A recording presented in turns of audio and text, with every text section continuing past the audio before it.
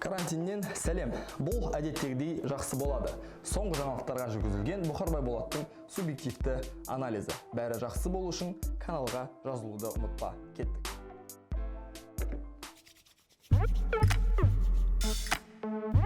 Соңғы шығарылымнан бері өздеріңіз білетіндей Қазақстанда коронавирус жұқтырғандар пайда болды. Халықаралық денсаулық сақтау ұйымының инструкциясы бойынша COVID-19 ауруын жұқтырғандар саны 5-тен асқан жағдайда қала карантинге жабылуы тиіс. Тиісінше 19 наурыздан бастап Алматы және Астана қалалары карантинге жабылады. Қала әкімдері бұл жаңалықтарды жариялаған сәттен бастап сұрақтар 2 есе көбейді. Қаладан шыға алмайтын болдық па? Вообще ма? Прям вообще ма? Автобус жүрмейтін болды ма сонда? Машинамен жүрсем ше, штраф алама. Және тағысын. К счастью, біз ежелгі түсініксіз шенеунік тілін қарапайым қазақ тіліне аудара аламыз. Қалаға кіре берісте арнайы пункттер орналасады. Ол жерде полиция қызметкерлері, әскери техника және денсаулық сақтау өкілдері тұратын болады. Қалаға кіруге шектеу қойылады. Шектеу деген тыйым салу емес. Егер Астана немесе Алматы тұрғыны бола тұра сырт жақта болып қалсаңыз, өз қалаңызға міндетті түрде кіре аласыз. Жұмыс бойынша немесе басқа да шұғыл шаруамен келе жатсаңыз да кіргізеді. Тек алдымен қызуыңызды тексеріп, ақпарат алып алады. Сауда ойын-сауық орталықтары бойынша барлығы түсінікті деп ойлаймын. Дәріхана мен азық-түлік дүкендерінен басқасы жабық болады.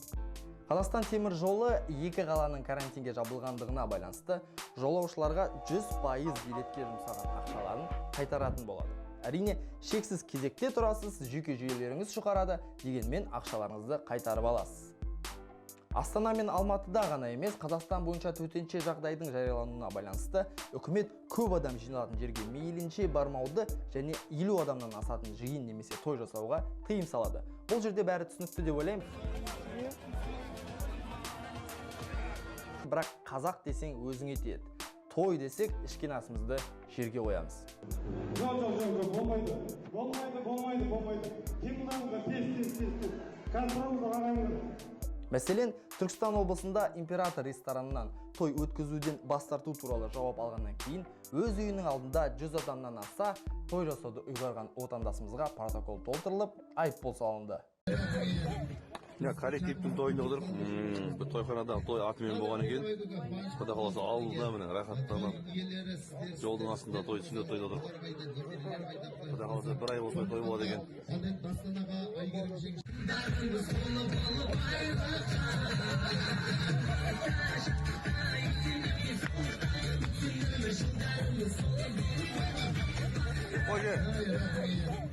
Коллективтің тойында отырып, тойханада той атымен болған екен.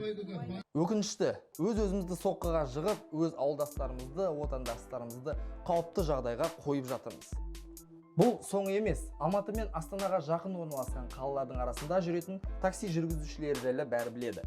Студенттерді онлайн оқуға жіберіп, жоғарғы оқу орындарды жапқаннан кейін, өз ауылдарына қайтқалы жатқан студенттер 2-3 аз болса 4 есе бағаны қымбаттатқан такси жүргізушілеріне тап болды. Бәріне балашаға асырау керек. Доллар да қымбаттады, бірақ бағаны сонша қымбаттату адамгершілікке жатпайды. Барып тұрған сатқындық деп ойлаймын. Адал ақша деп те атай алмаймыз, өкінішке орай. Енді әлемдегі пандемияға қарамай, судың жағасында, пальманың астында жатып, жауапкершілікке түкірген адамдарға келейік. Кедендік тексеріске келген кезде әр жолаушының дене қызуы тексеріліп, арнайы анкетаны толтырады. Не үшін?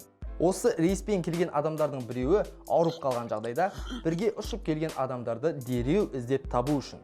Бірақ біз өте ақылды халықпыз. Бізге біреудің қоңырау шалып, мазалағанын немесе карантинге жатуды талап еткенін қаламаймыз. Себебі время деньги. Сағатына біз $1 000 000 табамыз. Бұл мәселе әрине бәріне қатысты емес. Қоғам алдында жауапкершілігі бар адамдар көбірек деп ойлаймын. Қалаларды жабу туралы хабарландыру жасаған кезде, үкіметтің жасаған басты қателігі қаланы 19 наурыз күні түнгі 12-де жабамыз деп, 17 наурыз күні хабарлауы.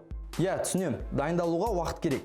Дайындықты бастап кетіп, сосын айтып, немесе дайындықты оперативті түрде бір күннің ішінде жасау керек еді. Жақын жердегі ауыл аймақтарға қашқан халықтың арасында бір коронавируске шалдыққан адам болса, болды. ауру қаладан аймаққа өтеді. Өз тумаластарын қауіпті жағдайға қойып, басқа қалаларға қашып жатқан отандастарымызға тіпті әңгімем жоқ. Қала не үшін жабылды? Карантин не үшін енгізілді? Вирус басқа аймақтарға таралып кетпеу үшін. Сізде аурудың белгілері болмаса, сіз аурудың тасымалдаушысы болуыңыз мүмкін. Коронавирустың инкубациялық периоды 14 күн.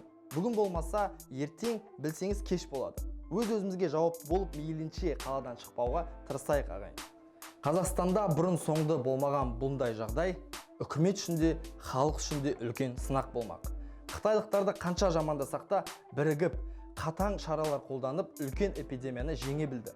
Біздің қолымыздан келетіні тек адам көп жиналатын жерде жүрмей, мейлінше үйде отырып қауіпсіздік шараларын сақтау. Сонда ғана бәрі жақсы болады. Келіссеңіздер, комментарий қалдырыңыздар. Келесі шығарылымды жіберіп алмау үшін каналға жазылып, объективтілер қатарына қосыл. Сіздермен болған Бұқарбай Болат. Рахмет.